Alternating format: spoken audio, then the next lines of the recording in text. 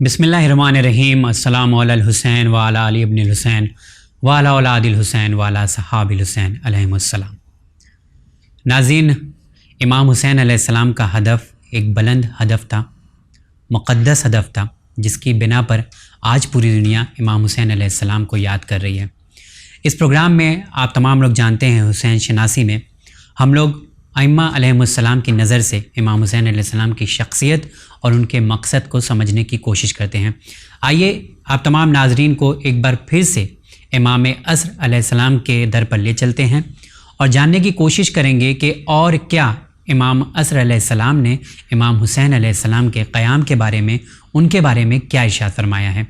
लेकिन उससे पहले आइए हम मुलाकात करते हैं। इस वक्त चैनल विन के स्टूडियो में मौजूद हैं हुज्जतुल इस्लाम आली जनाब मौलाना सैयद ज़की हसन साहब क़िबला। उनसे मुलाकात करते हैं। अस्सलामु अलैकुम। वालेकुम अस्सलाम वरहमतुल्लाहि वबरकातुह। मौलाना साहब, हम तमाम लोग जिसका इंतज़ार करते हैं रोज़े आशूर हम सब के करीब है, लिहाजा इमाम हुसैन अलैहिस्सलाम के मकसद को समझना और करीब से हम सब के ऊपर लाजिम हो जाता है। और हम लोग इसको समझने के लिए इमाम असर अलैहिस्सलाम के दर पर एक बार फिर से आए हैं। तो हम ये चाहते हैं कि एक ज़ारत नुतबा का एक फ़िक्रा है जो हम लोग अक्सर पढ़ते रहते हैं, ऐन तालिबो बेदमिल मक़तूल बेकरबला। इससे क्या मुराद है, इसका क्या मकसद है, ये जो हम लोग कहते हैं? बिस्मिल्लाहिर्रहमानिर्रहीम।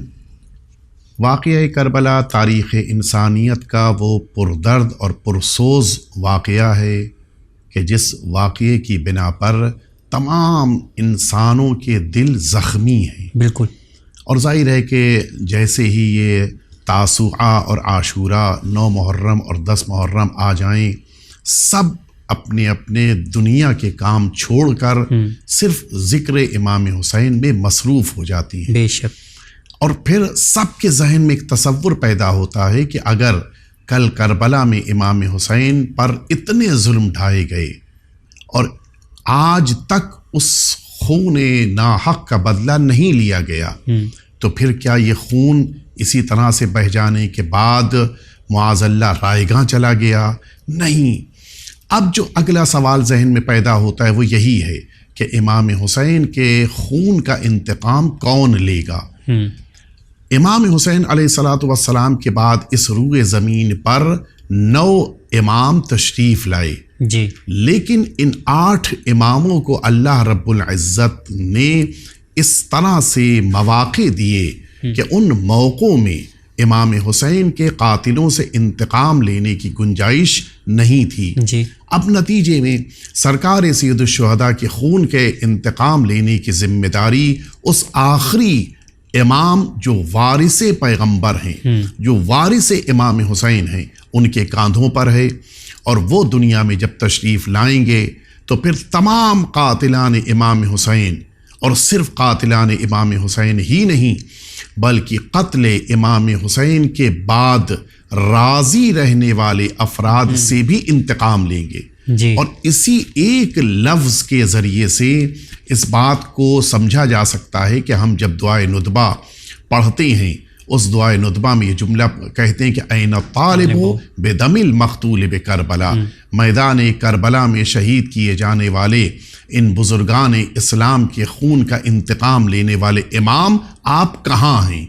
ये जो इंसान आवाज़ देता है, इसमें दोनों पहलू पाए जाती हैं।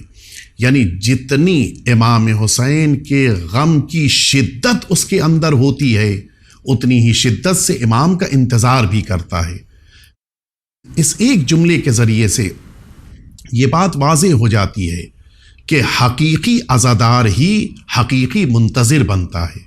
वाह, बेशक बेशक। जो इमाम का अज़ादार है वही वारिसे इमाम का इंतज़ार भी कर रहा है। इसीलिए इस जुमले को अपनी ज़बान पर कहता है कि ऐन तालिबो बेदमिल मक़तूल बेकरबला। और यही वजह है कि इसी जुमले से मिलता जुलता जुमला रोज़े आशूर एक दूसरे से मुलाकात के मौके पर कहने के लिए ताकीद वारिद हुई है जी। रवायत की लफ्ज़ें हैं हमारे और आपके 5वें इमाम मोहम्मद बाक़िर अलैहिस्सलातु वस्सलाम, जो खुद करबला में मौजूद थे। आपका ये जुमला آپ فرماتے ہیں کہ ایک دوسرے سے ملو تو کہو کہ عظم اللہ اجورنا بمصابنا بالحسین وجعلنا وإياكم من الطالبین بثارہ مع ولیہ الامام المہدی من آل محمد علیہ السلام۔ پانچویں امام کہہ رہے ہیں کہ یہ جملہ ایک دوسرے سے کہو کہ خدا ہمیں امام حسین کا انتقام لینے والوں میں قرار دے، ان کے آخری وارث امام حجت کے ساتھ، یعنی 11ویں امام کے بعد تشریف لائیں گے 12ویں امام، لیکن 5ویں امام کے دور ہی سے شیعہ ایک دوسرے سے ملاقات کے موقع پر روز عاشوراء یہ جملے کہتے تھے کہ ہم لوگوں کو پروردگار امام حسین کے خون کا انتقام لینے والوں میں قرار دے، اور آخری امام کے ظہور کے بعد یہ توفیق ملے۔ اس کے معنی ہے ظاہر ہے کہ 5ویں امام کے دور سے لے کے پہلے کی ہم لوگ کی کوئی دعا نہیں ہے، اس کے پہلے دعا ہے، لیکن چونکہ 5ویں امام کربلا میں موجود ہیں اور اب ان کا زمانہ آیا تو اب وہ یہ دعا کے ذریعے سے شیعوں کو تعلیم دے رہے ہیں۔ لیکن میں جس بات کی ابھی جو ہم لوگ یہ دعا پڑھتے ہیں وہ ہم لوگ پڑھتے ہیں کہ امام جب آئیں گے تو ہم کو نصرت کا موقع ابھی اس طرح کی کوئی بدلے کی بھاونا نہیں ہے۔ میں یہی واضح کرنا چاہ رہا ہوں کہ 5ویں امام کے دور سے لے کے آج تک جتنے شیعوں نے یہ دعا کی، یہ سب تو نہیں آئیں گے رجت کے زمانے میں، لیکن پھر بھی یہ دعا کیوں کر رہے ہیں؟ صرف اس لیے یہ دعا کر رہے ہیں کہ ہم سب اپنے دلوں میں یہ جذبہ رکھیں کہ ہم امام حسین کے دشمنوں سے بیزار ہیں۔ اس کا ایک بہت بڑا فائدہ ہوتا ہے، ایک بہت بڑا فائدہ یہ ہوتا ہے کہ جب انسان اپنے دشمن کو پہچان لیتا ہے تو پھر اس دشمن کی روش کو اور اس کے طریقہ کار سے خود کو دور رکھتا ہے۔ نہیں پہچان پاتا تو کبھی کبھی اس میں مبتلا ہو جاتا ہے۔ ان جملوں کے ذریعے سے ہمیں یہی دو کام کرنے ہیں، دشمن کو پہچاننا ہے اور یہ بھی سمجھ لینا ہے کہ امام حسین کا وارث کون آنے والا ہے۔ ہم دشمنان امام حسین سے جب بیزار ہوئے تو اب ہر اس برائی کو چھوڑ رہے ہیں کہ جو ان کے اندر پائی جاتی ہے، بالکل۔ اور جب آخری امام کا انتظار کریں گے تو ہر اس اچھائی کو اختیار کریں گے جو آخری امام کو پسند ہے۔ یعنی کربلا کا ایک گہرا رشتہ ہے سرکار ولی عصر اجر اللہ تعالی فرجہ شریف سے، اور اسی لیے عاشور کے دن ہر ایک روز عاشورہ ہونے کے باوجود آخری امام کے ظہور کی دعا کرتا ہے۔ تو آپ کی اجازت سے یہ جملہ کہنا چاہوں گا کہ مقصد کربلا کو اگر ہم سمجھ گئے تو فلسفہ انتظار کو ہم سمجھ لیں گے۔ بہت عمدہ، صحیح جملہ۔ جی بہت شکریہ۔ اسی کے ساتھ ناظرین ہم یہ بھی جاننا چاہیں گے کہ ایک بہت اہم سوال ہے میرے خیال سے کہ قرآن مجید میں امام حسین علیہ السلام کا ذکر ہے، اس کا تذکرہ امام عصر علیہ السلام نے کس طرح سے فرمایا ہے؟ سورہ مریم کی جو پہلی آیہ شریفہ ہے، آج ہمارے سامنے قرآن مجید موجود ہے، جی پہلی آیہ شریفہ اگر آپ دیکھیے تو وہاں پر آپ کو ایک لفظ ملے گا کہ جو کچھ الفابیٹس کا مرکب ہے۔ وہ الفابیٹس کیا ہیں؟ کاف، ہا، یا، عین، صاد، اور آپ کو ایز اٹ از اس کو پڑھنا ہے، یعنی اس میں آپ کچھ چینج کر کے نہیں پڑھ سکتے، اور یہ کوڈ ورڈ ہے، یعنی اس کو صرف وہی بتا سکتے ہیں کہ جن کو پروردگار نے حامل قرآن اور مفسر قرآن بتایا ہے۔ جی روایت میں ہے کہ سعد بن عبداللہ نے، ایک راوی ہے، اس نے آخری امام سرکار ولی عصر اجر اللہ تعالی فرجہ شریف سے پوچھا کہ مولا یہ کاف، ہا یا عین، صاد کیا ہے؟ اچھا اس کو تو ابھی تک کچھ نہیں پتا ہے، ظاہر ہے، مولا یہ آخر ہے کیا؟ یہ جو الفابیٹ قرآن مجید نے استعمال کیے، جو کوڈ ورڈ ہیں، اس کے معنی کیا ہیں؟ امام نے جو اب تعارف فرمایا وہ آپ جملہ سنیں۔ آقا فرماتے ہیں آخری امام کے ہذه الحروف من انباء الغیب، یہ غیب کی خبر ہے، یہ حروف جو ہیں وہ غیب کی خبر دیتے ہیں۔ اطلع اللہ علیہا عبدہ زکریہ، یہ وہ ورڈز ہیں کہ جن کو اللہ نے جناب زکریہ کو سکھایا تھا۔ ثم قصها علی محمد صلی اللہ علیہ وآلہ وسلم، پھر آخری نبی کو بھی ان حروف کو اللہ نے بتایا۔ وَذَلِكَ أَنَّ زَكَرِيَّ سَأَلَ رَبَّهُ أَن يُعَلِّمَهُ أَسْمَاءَ الْخَمْسَةِ، جناب زکریہ نے اللہ سے کہا تھا کہ اے میرے پروردگار مجھے 5 بزرگان کے نام بتا دیجئے۔ جی یہ 5 وہی پنجتن پاک تھے کہ جن کی بنا پہ جناب آدم کی توبہ قبول ہوئی تھی، اور جناب آدم کے علاوہ سارے نبیوں نے پکارا تھا انہی 5 ناموں سے اللہ کو۔ اب ظاہر ہے کہ جناب زکریا نے بھی کہا میرے پروردگار مجھے 5 نام سکھا دے۔ اب آپ یہاں پہ توجہ فرمائیں، اللہ نے 5 نام سکھا دیے۔ جیسے ہی پیغمبر اکرم کا نام آتا تھا دل ان کا خوشیوں سے بھر جاتا تھا، سرکار امیر المؤمنین کا نام آتا تھا اور سرور میں اضافہ ہو جاتا تھا، جناب سیدہ کا نام آتا تھا بڑا احترام دل میں پیدا ہو جاتا تھا، سرکار امام حسن مجتبیٰ چوتھا نام آتا تھا ان کو بڑا سکون ملتا تھا۔ لیکن جیسے ہی وہ اپنی زبان پر حسین کلمہ کہتے تھے ان کا دل اندر سے ڈوبنے لگتا تھا، غم و اندوہ محسوس ہوتا تھا، جیسے آج بھی ہوتا ہے۔ آپ کسی بھی مؤمن کے سامنے امام حسین کا نام لے لیجئے، اس کا دل رونے لگتا ہے، اندر سے اس کو درد محسوس ہوتا ہے۔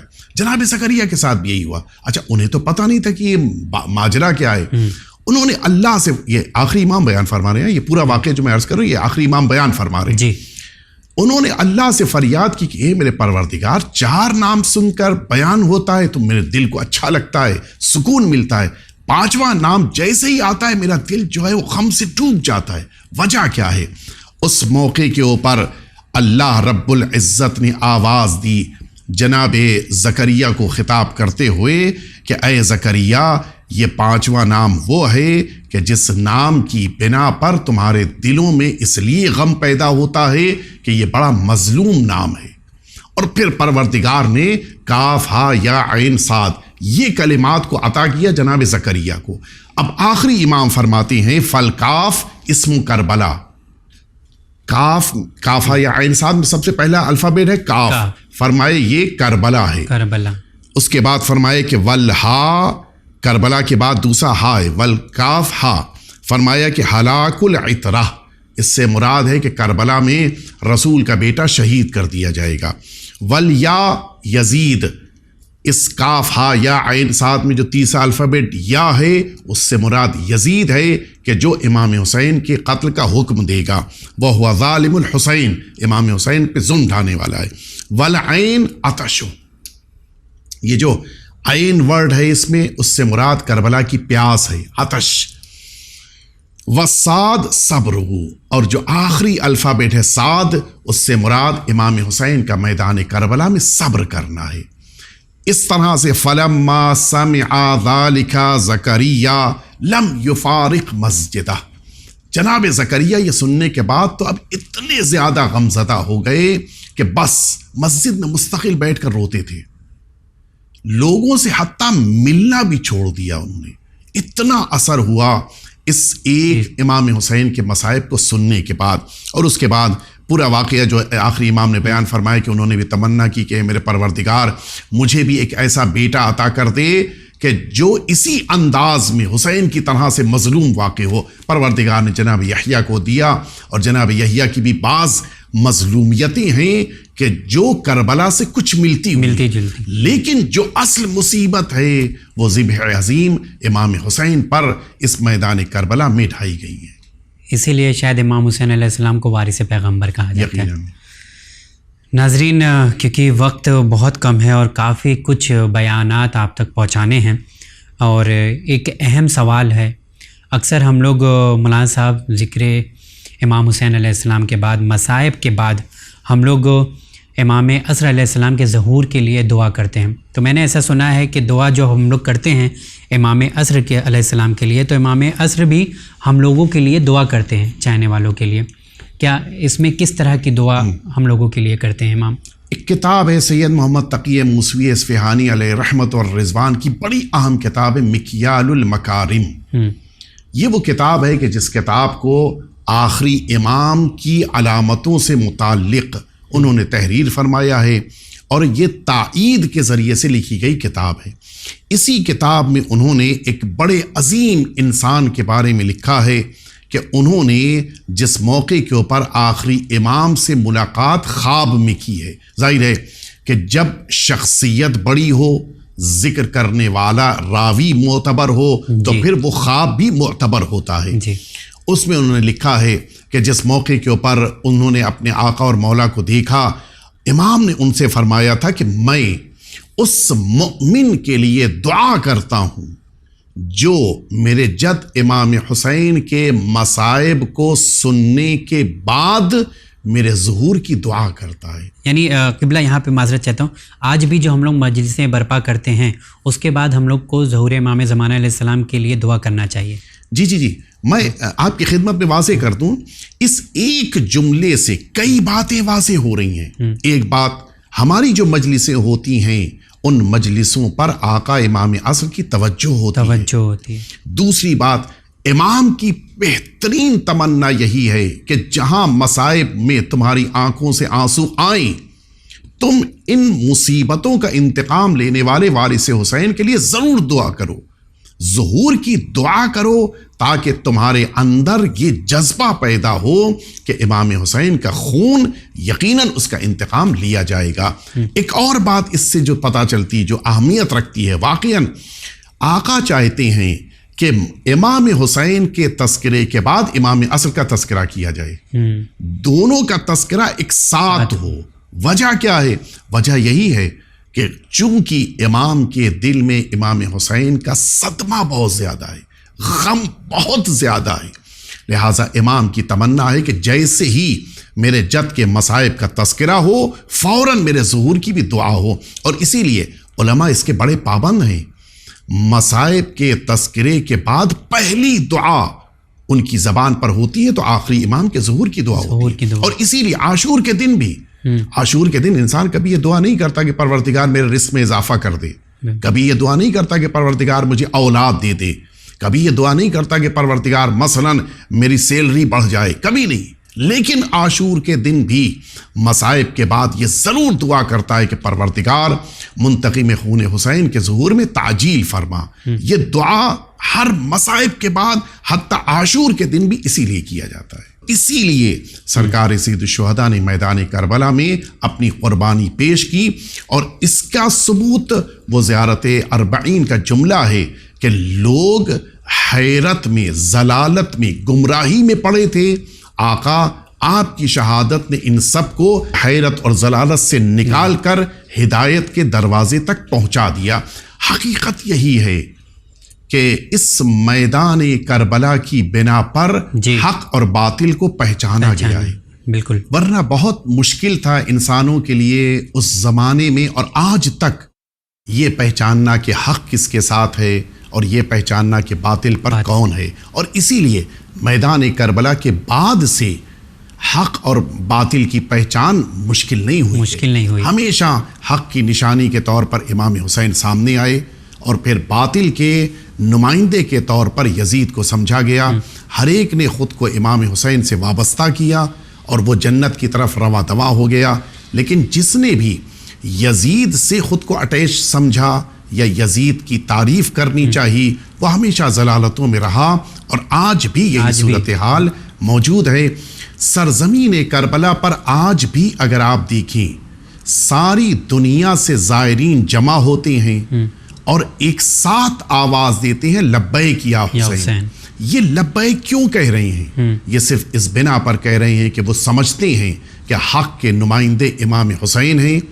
آواز 14 صدیوں پہلے آپ نے بلند کی تھی کہ حل من ناصر ینصرنا، کون ہے جو میری مدد کرنے آئے. لیکن 14 صدیوں سے مسلسل لبیک کہنے والے آپ کے حرم مطہر میں آ کر آواز دیتے مولا ہم کل تو نہیں تھے لیکن آج آپ کی بارگاہ تک پہنچ کر ہم آپ کی نصرت کرنے کے لیے آئے ہیں. اور پھر وہی بات کہ ہم کل آپ کے ساتھ نہیں تھے لیکن آئندہ کل جب آپ کا بیٹا دنیا میں آئے گا تو ہم اس کی مدد و نصرت کے لیے تیار ہیں، آمادہ ہیں. اور اسی لیے لبیک یا حسین کہہ رہے ہیں. آخری جملہ اس سلسلے میں کہوں، اور یہی وجہ ہے کہ آخری امام کا بھی نعرہ اور آخری امام کا ساتھ دینے والوں کا بھی نعرہ یہی ہوگا، یا لثارات الحسین، امام حسین کے خون کا انتقام لینا. یہ امام کا نعرہ ہے. کیوں؟ تاکہ چاہتے ہیں کہ حسینی اور عزاداران امام حسین آئیں اور آخری امام کی مدد کریں، اور اس طرح سے سچا عزادار، سچا منتظر ہی نہ رہ جائے، سچے شکل میں امام حسین کے خون کا انتقام لینے والا اور امام حسین کے حق کو پھیلانے والا قرار پائے. الہی آمین. ہم سب کی یہی خواہش ہے اور یہی دعا ہمیشہ ہم لوگوں کی زبان پر رہتی ہے. لیکن جیسا کہ ہم لوگ گفتگو کر رہے ہیں امام عصر علیہ السلام کے حوالے سے، ناظرین وقت یہاں پر اجازت نہیں دیتا کہ کوئی اور سوالات کریں، اور سوالات جوابات ہم لوگ حاصل کرتے رہتے ہیں. 365 دن ہمارے پاس ہوتے ہیں، کسی بھی دن کیا جا سکتا ہے، لیکن جو یہ دن ہمارے درمیان سے گزر رہا ہے یہ بہت اہم ہے، کیونکہ مقصد کو سمجھنا ہے، ہدف کو سمجھنا ہے.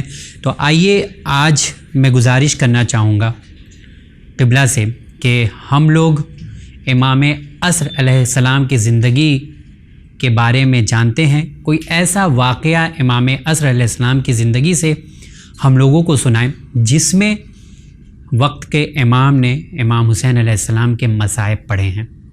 میں قبلہ آپ سے گزارش کرنا چاہوں گا کہ سوال جواب انشاءاللہ پھر ہوتے رہیں گے، لیکن وقت ہے کہ امام حسین علیہ السلام کے مصائب سنیں. آپ نے جس بات کا تذکرہ کیا ہے وہ واقعاً بڑا سخت موقع ہوتا ہے، اور ایک بات میں شروع ہی میں یہ عرض کر دوں کہ مصائب کی دنیا میں احساسات کی بڑی اہمیت ہوتی ہے، اور انہی احساسات کی بنا پر کبھی کبھی کوئی ایک جملہ پورے مقتل کے بیان کرنے کے برابر قرار پاتا ہے. میں صرف ایک جملہ عرض کروں گا اپنے آقا اور مولا کی زبان اطہر سے جو جملہ صادر ہوا، اور پھر اس کے بعد آپ محسوس کریں گے کہ وہ واقعاً ایک پورا مقتل ہے کہ جو اس کے پیچھے پوشیدہ ہے اور امام نے اس کو بیان فرمایا ہے. مقدس اردبیل علیہ رحمت اور رضوان کا نام آپ سبھی نے سنا ہے. بڑے جلیل القدر عالم دین گزرے ہیں، اور خود یہ مقدس ٹائٹل آقا امام عصر علیہ السلام نے ان کو عطا فرمایا ہے. آپ کے بارے میں ملتا ہے کہ آپ کو زیارت امام حسین کا بڑا شوق تھا، اور اسی لیے ہر سال، بقیہ دنوں میں تو جاتے تھے، ہر سال 40 کی زیارت، وہ بھی پیدل، سرزمین نجف سے آپ جاتے تھے سرزمین کربلا اور زیارت کرتے تھے. اور ان کا ایک خاص انداز ہوتا تھا، خاص شاگردوں کے ساتھ، خاص ان کا ایک دستہ ہوتا تھا جو ماتم کرتا ہوا، سینہ زنی کرتا ہوا، مصائب پڑھتا ہوا کربلا جاتا تھا. مقدس اردبیلی علیہ رحمت اور رضوان اپنے زمانے میں ایک دفعہ کربلا کی طرف جا رہے تھے، اور انہوں نے اپنا ایک شاگرد ساتھ میں لیا تھا کہ جس کا کام تھا راستے میں مصائب پڑھنا، نوحے پڑھنا، مصائب پڑھنا، گریہ ہوتا تھا. اور ظاہر ہے کہ اب وہ راستے بھر زیارتیں پڑھ رہا ہے، مصائب پڑھ رہا ہے. یہ سب قافلے کی شکل میں کربلا پہنچے اور شب 40 آ چکی تھی. جس موقع کے اوپر مقدس اردبیلی نے 40، ظاہر کہ 40 میں کافی مجمع ہر زمانے سے ہوتا آیا ہے. مقدس اردبیلی جیسے ہی کربلا میں داخل ہوئے، کہا سیدھے ہم لوگ جائیں گے حرم میں امام حسین کے، پہلے زیارت کریں گے، اس کے بعد کہیں مسافر خانے جانا یا سامان رکھنا. مقدس اردبیلی اپنے ان شاگردوں کے ساتھ، ظاہر ہے کہ وہ ایک مرجع تھے، مجتہد تھے، ان کے اچھے خاصے شاگرد تھے، خود کربلا سے بھی کافی لوگ ان کے ساتھ ہو گئے. پہنچے امام حسین کے حرم کے قریب، اور اب چاہتے ہیں کہ اندر داخل ہو، مجمع بہت ہو چکا تھا. انہوں نے اچانک نظر دوڑائی تو دیکھا کہ وہ شاگرد جو مصائب پڑھتا تھا وہ نہیں ہے، دکھائی نہیں دے رہا ہے، کہیں مجمع میں آگے پیچھے ہو گیا، نہیں دکھائی دے رہا تھا. انہوں نے کہا اس کو ڈھونڈو، آئے مصائب پڑھے تو پھر ہم لوگ اندر داخل ہوں. شاگردوں نے ڈھونڈا، نہیں ملا. مقدس اردبیلی نے کہا کہ ٹھیک ہے، شب 40 ہے، زیارت پڑھنی ہے، مصائب پہلے ہونے تھے لیکن مصائب بعد میں پڑھ لیے جائیں گے، پہلے زیارت پڑھ لی جائے. مقدس اردبیلی جیسا عظیم انسان، اور وہ جو واقعاً مقدس ہو، اب اس نے اپنی مقدس زبان سے اب جو یہ زیارت 40 پڑھنی شروع کی. لکھا ہے کہ جیسے ہی زیارت پڑھنی شروع کی، ایک خوبصورت جوان عرب آ کے ان کے قریب کھڑے ہوئے اور کہا کہ کیا کر رہے ہیں آپ مقدس؟ کہا کہ میں زیارت پڑھنے آ رہا ہوں. کہا پڑھیے، میں بھی آپ کے ساتھ زیارت پڑھوں گا. مقدس اردبیلی زیارت پڑھ رہی ہیں، سارے شاگرد پیچھے کھڑے زیارت پڑھتے ہوئے، سب رو رہے تھے. لیکن اس جوان کا عالم یہ تھا کہ ایسا لگ رہا تھا کہ جیسا کوئی بیٹا اپنے باپ کے جنازے پہ ماتم کر رہا ہو، اس طرح سے رو رہا. مقدس اردبیلی، سارا مجمع رو رہا ہے، خود بھی رو رہے ہیں. زیارت 40 کی مکمل ہوئی. مقدس اردبیلی خاموش ہوئے، اور پھر انہوں نے مجمع پہ نظر دوڑائی. اپنے شاگردوں سے کہا دیکھو کہاں گیا وہ میرا شاگرد، اب تو مصائب پڑھے وہ. اس جوان نے پوچھا کہ مقدس کیا ہو گیا؟ کہا میں ایک جوان میرے ساتھ تھا، نوحے پڑھتا تھا، مجلسیں پڑھتا تھا، مسائل پڑھتا تھا، وہ اس وقت نہیں مل رہا ہے، کہیں مجمع میں کھو گیا ہے۔ اس جوان نے کہا کہ مقدس میں مسائل پڑھ دوں۔ ان کو کیا پتا تھا کہ یہ کون ہے؟ کہا ٹھیک ہے، اگر آپ پڑھ سکتے ہیں آپ ہی مسائل پڑھ دیجئے۔ ایک جملہ سے پڑھا تھا۔ حضرت نے رخ کیا امام حسین کے حرم کی طرف، زری کی طرف رخ کر کے فرماتے ہیں کہ آقا اے جد مظلوم، میں اس وقت یہ مقدس، یہ سارا مجمع آپ کے اس مصائب، اس مصیبت کو یاد کر کے آج بھی تڑپتا ہے کہ جب آپ نے خیمے کے در پہ کھڑے ہو کے یہ آواز دی تھی، یا زینب یا ام کلثوم علیکن منی السلام، اے جد مظلوم، میں آج تک اس ایک آپ کے جملے کو یاد کر کے تڑپ رہا ہوں۔ یہ کہے کہ حضرت نگاہوں سے غائب ہو گئے۔ حقیقت یہی ہے کہ امام حسین کی رخصت کا موقع، امام حسین کا خیمے کے در پہ کھڑے ہو کے یہ جملہ کہنا کہ اب میں جا رہا ہوں، یہ زینب کے لیے بہت سخت تھا۔ زینب امام حسین کے بغیر زندہ نہیں رہ سکتی تھی۔ جناب زینب کے لیے اتنی بڑی مصیبت تھی کہ سب سے پہلے جناب زینب دوڑتی ہوئی خیمے کے در پہ آئی تھی، اپنے بھائی کو اس عالم میں دیکھا تھا۔ سب میں عرض کروں کہ امام حسین اس عالم میں تھے کہ مقتل کی لفظی ہے کہ جس موقع کے اوپر منہال نے آقا امام سجاد سے پوچھا تھا کہ آقا کیا ممکن ہے کہ بیٹا اپنے بابا کو نہ پہچان پائے؟ امام نے کہا تھا کہ منہال کیسی بات کرتے ہو، کیا یہ ممکن ہے کہ بیٹا نہ پہچان پائے؟ امام حسین کے لیے فرماتے منہال کہ آقا جس موقع کے اوپر آپ کے بابا آئے تھے میں نے سنا ہے کہ آپ پہچان نہیں پائے تھے۔ امام سجاد نے فرمایا تھا کہ منہال ان دو انگلیوں کے درمیان بتاؤ کتنا فاصلہ ہے، اور جب منہال نے بتایا کہ آقا ذرا بھی فاصلہ نہیں ہے، امام سجاد نے فرمایا تھا کہ منہال میرے بابا کے جسم پہ اتنی جگہ بھی نہیں تھی جہاں پر کوئی زخم نہ رہا ہو، جہاں پر کوئی خون نہ لگا ہو، میں اپنے بابا کو کیسے پہچان سکتا تھا؟ اب آپ سوچیں یہ امام سجاد کا بیان، اور اب جناب زینب نے اب جب اپنے بھائی کو زخموں سے چور دیکھا ہوگا، کس انداز میں جناب زینب نے اپنے بھائی کو خدا حافظ کہا ہوگا، کیسے الوداع کہا ہوگا۔ اور اسی لیے مقتل میں ملتا ہے کہ جناب زینب نے تڑپ کے کہا تھا کہ بھیا زینب کیسے تمہارے بعد زندہ رہے گی؟ امام حسین کے لیے ملتا ہے کہ فَنَظَرَ إِلَىٰ صَدْرِهَا، امام حسین نے جناب زینب کے سینے کی طرف دیکھا، یہ کوئی امامت کا اشارہ تھا، جناب زینب کو سکون مل گیا۔ لیکن میں کہوں گا آقا جناب زینب کو تو سکون مل گیا ہے، ابھی کچھ ہی لمحات کے بعد جنت سے ماں آنے والی ہے، اس ماں کے دل کو کیسے سکون ملے گا؟ اس لیے کہ بہن تو خیمے میں ہوگی، لیکن مقتل میں ماں اپنی نگاہوں سے دیکھے گی کس طرح سے حسین اپنے سینے کے اوپر زخم کھانے کے بعد، بدن لہو لہان ہونے کے بعد پشت ذوالجناح سے زمین کربلا پہ آئے۔ مقتل میں آخری امام کا جملہ ہے کہ سلام ہو میرے جد مظلوم پر، جن کا جسم نہ تو زین پر تھا نہ زمین پہ تھا، مولا پھر آپ کے جد کا جسم کہاں تھا؟ سنیں آپ، امام حسین جس موقع کے اوپر زین سے زمین پہ آ رہے تھے، پورا بدن آپ کا تیروں سے چھلنی تھا، اتنے تیر تھے کہ آپ کا جسم اطہر زمین کربلا تک نہیں پہنچ رہا تھا۔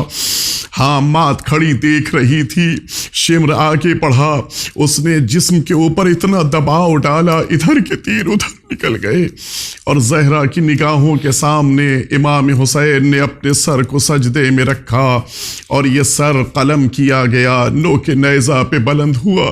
شاید ماں نے تڑپ کے آواز دی ہو کہ اے میرے پروردگار، میں نے اس حسین کو چکیاں پیس کے پالا تھا۔